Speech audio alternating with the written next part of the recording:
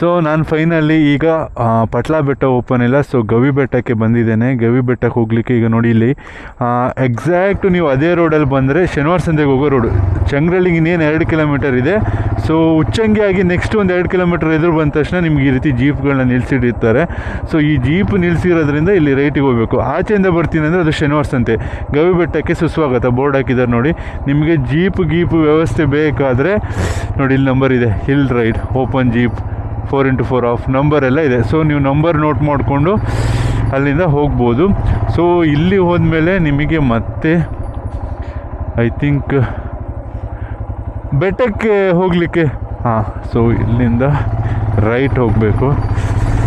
I think full of road ಇದು. Of road ಅಂದರೆ ಹೇಗಿರುತ್ತೆ ಅಂತ ನೋಡೋಣ ಬನ್ನಿ. ಇಲ್ಲಿದು ಅಣ್ಣ ನಮಸ್ತೆ. ಆ್ಯಕ್ಚುಲಿ